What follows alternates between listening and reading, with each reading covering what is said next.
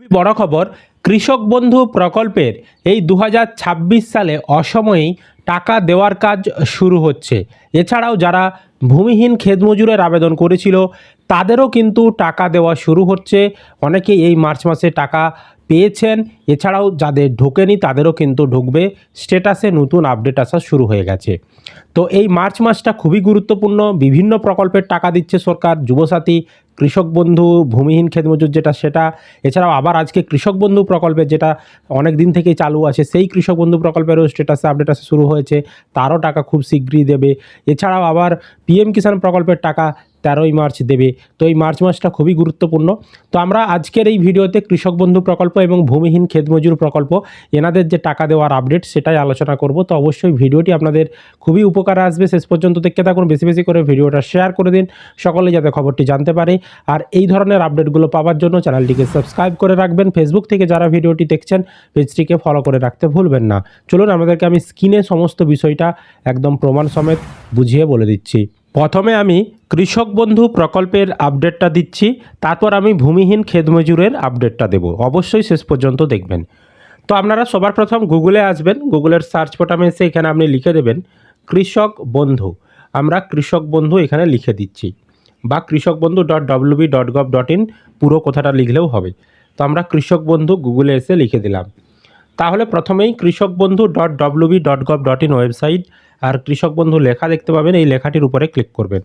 তাহলে আপনার সামনে কৃষক বন্ধু প্রকল্পের যে ওয়েবসাইট সেটি কিন্তু খুলে যাবে। তো খুলে গেছে।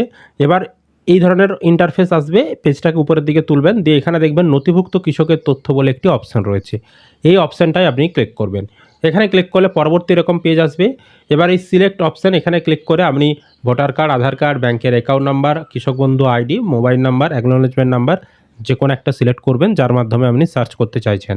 তারপর আমরা যেহেতু উপরে মোবাইল নাম্বার সিলেক্ট করেছি, এখানে আইডি কার্ডের নাম্বারের ঘরে মোবাইল নাম্বার বসিয়ে দেব। দিয়ে আই এম নট রোবট এই চেকবক্সে এই ধরনের ঠিক চিহ্ন দিতে হবে। অনেক সময় ঠিক চিহ্ন আসে না, এই ধরনের কিছু ক্যাপচাতে কিছু ছবি দেখায়, দিয়ে সেগুলো সিলেক্ট করতে বলে। যেমন আমার ক্ষেত্রে গাড়ির ছবি দেখিয়েছে, এখানে যেগুলো গাড়ির ছবি রয়েছে সেখানে আমাকে ঠিক চিহ্ন দিতে হবে। ঠিক চিহ্ন দেওয়ার পর এখানে ভেরিফাই করব। তো এখানে ঠিক চিহ্ন চলে এসেছে। দিয়ে এবার সার্চ অপশানে ক্লিক করলে আমাকে কৃষক বন্ধু প্রকল্পের স্ট্যাটাস দেখিয়ে দেবে। দেখুন, আমি এই মুহূর্তে কৃষক বন্ধু প্রকল্পের স্ট্যাটাস চেক করেছি।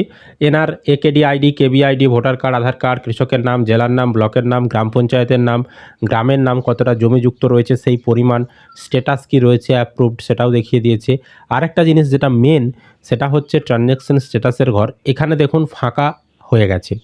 এখানে এই কালকের আগের দিন পর্যন্ত, মানে ধরতে পারেন ওই 10 তারিখ পর্যন্ত, সকাল পর্যন্ত আমরা দেখেছিলাম এই ট্রানজ্যাকশন স্ট্যাটাসের ঘরে ট্রানজ্যাকশন সাকসেস লেখাটা ছিল। মানে আপনার লাস্ট যে কিস্তির টাকাটা আপনি পেয়েছিলেন তার প্রমাণস্বরূপ এখানে ট্রানজ্যাকশন স্ট্যাটাসের ঘরে ট্রানজ্যাকশন সাকসেস লেখাটা ছিল।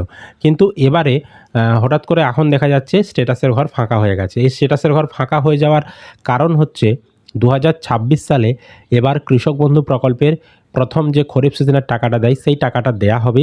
তো টাকা দেওয়া হবে বলেই স্ট্যাটাসটা ফাঁকা হয়েছে। কারণ স্ট্যাটাসটা যদি ফাঁকা না হয়, টাকা দেওয়ার আগে যে স্ট্যাটাসগুলো আপডেটে আসে সেগুলো এখানে আসতে পারবে না।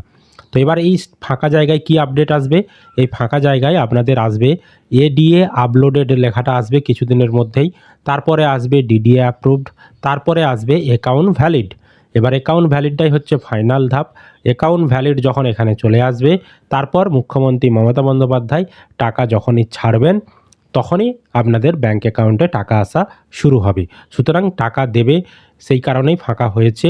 আর আমরা দেখেছি আগের বছরগুলোনেও, যতদিন থেকে কৃষক বন্ধু প্রকল্প চালু রয়েছে, আমরা এত তাড়াতাড়ি এই ধরনের স্ট্যাটাসে আপডেট আসা দেখিনি। যেহেতু সামনে ভোট রয়েছে, সরকার হয়তো এটা ভাবনা চিন্তা করছে যে ভোটের আগেই কৃষকদের ব্যাঙ্ক অ্যাকাউন্টে টাকাটা যাতে পৌঁছে যায়, সেটার জন্য হয়তো তাড়াতাড়ি চেষ্টা করছে যে টাকাটা অ্যাডভান্স দিয়ে দেওয়ার। নইলে আমরা বেশিরভাগ সময়ই দেখেছি যে কৃষক বন্ধু প্রকল্পের প্রথম কিস্তির টাকাটা জুন মাস নাগাদ দেয়। তো এই মার্চ মাস চলছে বর্তমানে। তো এত তাড়াতাড়ি স্ট্যাটাস আপডেট এসে গেছে মানে আমরা বুঝতেই পারছি যে হয়তো চেষ্টা করছে সরকার ভোটের আগে টাকা দিয়ে দেবে। তবে এখনও কোনো টাকা দেওয়ার ফাইনাল তারিখ ঘোষণা করেনি। যখন ঘোষণা করবে, টাকা দেওয়ার আপডেট আসবে, সেই তথ্য আমরা আপনাদেরকে জানিয়ে দেব। এবার আলোচনা করব আমি ভূমিহীন ক্ষেতমজুরের যারা আবেদন করেছেন। এই যে রিসেন্ট ক্যাম্পগুলো হলো, সেই ক্যাম্পে গিয়ে যারা ফর্ম জমা করেছেন তাদেরও টাকা দেওয়ার আপডেট আসছে, সেটা আমি দেখাচ্ছি দেখুন। তার জন্য আপনারা যে কোনো ব্রাউজার ওপেন করে গুগলে আসবেন, গুগলের সার্চ বাটনে এসে লিখে দেবেন ভূমিহীন ক্ষেতমজুর, বানানটা দেখে নিন, ভূমিহীন ক্ষেতমজুর, এই কথাটা গুগলে এসে আপনি লিখে দেবেন। তো আমরা গুগলে এসে ভূমিহীন ক্ষেতমজুর লিখে দিয়েছি। তো প্রথমেই দেখবেন একটি ওয়েবসাইট চলে আসছে, এই যে ভূমিহীন ক্ষেতমজুর লেখা রয়েছে, এই যে লেখাটি রয়েছে এর উপরে আপনি ক্লিক করে দেবেন। এখানে ক্লিক করলে আপনাদের সামনে government of West Bengal department of agriculture দিয়ে এখানে দেখুন এই ধরনের সার্চ করার একটি অপশান চলে আসবে। এবার আপনি এখানে আপনার মোবাইল নাম্বার হোক, আধার কার্ডের নাম্বার হোক বা অ্যাকনোলেজমেন্ট নাম্বার, হ্যাঁ, এখানে আপনি বসাবেন, দিয়ে সার্চ অপশানে ক্লিক করবেন যারা যারা ভূমিহীন ক্ষেতমজুর প্রকল্পে আবেদন করেছেন। আরেকটা কথা বলে রাখি, কৃষক বন্ধু প্রকল্প আলাদা আর ভূমিহীন ক্ষেতমজুর প্রকল্প কিন্তু আলাদা। ভূমিহীন ক্ষেতমজুর প্রকল্পে যাদের কোনো জমি নাই তারাই একমাত্র টাকা পাচ্ছে বা পাবে ভূমিহীন ক্ষেতমজুরের ক্ষেত্রে, আর কৃষক বন্ধু প্রকল্পে যাদের জমি রয়েছে তারা কৃষক বন্ধু প্রকল্পে টাকা পাবে। ভূমিহীন ক্ষেতমজুর প্রকল্পে বছরে 4000 টাকা দেবে, 2000 করে, আর কৃষক বন্ধু প্রকল্পে যার যেমন জমি সে সেরকম টাকা পায়, সর্বনিম্ন বছরে 4000, সর্বোচ্চ বছরে 10,000 টাকা। বুঝতে পেরেছি। এবার আমি এখানে সার্চ করে বেশ কিছু প্রমাণ আপনাদেরকে দেখাচ্ছি দেখুন। আপনারা যখন প্রথমে সার্চ করছেন ফার্মারে যে সার্চ অপশানটা ছিল, অনেকেরই কিন্তু নো রেকর্ড ফাউন্ড দেখাচ্ছে। নো রেকর্ড ফাউন্ড দেখানোর কারণ হচ্ছে প্রচুর আবেদন জমা পড়েছে, সমস্ত আবেদনগুলো এখনও কম্পিউটারে এন্ট্রি করা হয়নি, সেই কারণে আপনার নো রেকর্ড ফাউন্ড দেখাচ্ছে। আপনার আবেদনটা বাতিল করে দিয়েছে সেটা নয়, ফর্মটা এখনও দেখে অনলাইনে এন্ট্রি করেননি আধিকারিকরা, সেই কারণে নো রেকর্ড ফাউন্ড দেখাচ্ছে। আপনারা অপেক্ষা করবেন, কিছুদিন পরেই দেখবেন নো রেকর্ড ফাউন্ড লেখাটা উঠে যাবে। তারপরে দেখুন প্রথম যে স্ট্যাটাসটা আসছে যখন সার্চ করছেন, যখন আমাদের নামটা তোলা হচ্ছে, তারপর এখানে দেখবেন আমরা নাম দেখিয়ে দিচ্ছে, সার্চ করছেন যখন নাম দেখিয়ে দেবে, মোবাইল নাম্বার, জেলার নাম, ব্লকের নাম দেখিয়ে দেবে, আর এই স্ট্যাটাসে প্রথমে কুইক রেজিস্ট্রেশন লেখাটা আসবে যখনই আপনাদের ফর্মগুলো দেখে ব্লকের আধিকারিকরা এন্ট্রি করে দেবে। তারপরে কুইক রেজিস্ট্রেশনটা উঠে গিয়ে তার কিছুদিনের মধ্যেই দেখবেন নতুন একটি স্ট্যাটাস আসবে, ফুল রেজিস্ট্রেশন, এই লেখাটা আসবে স্ট্যাটাসের ঘরে। তার আবার কিছুদিন পরে ফুল রেজিস্ট্রেশন লেখাটা উঠে গিয়ে আপনাদের স্ট্যাটাসে আসবে এডিএ অ্যাপ্রুভড, এই যে দেখতে পাচ্ছেন এডিএ অ্যাপ্রুভড। এই এডিএ অ্যাপ্রুভড লেখাটা আসার পরেই আপনি আপনার ব্যাঙ্ক অ্যাকাউন্টে টাকা পাবেন। তো আপনাদের সমস্ত কাগজপত্র যাচাই করার পর তারপরেই কিন্তু এই এডিএ অ্যাপ্রুভড লেখাটা আসবে।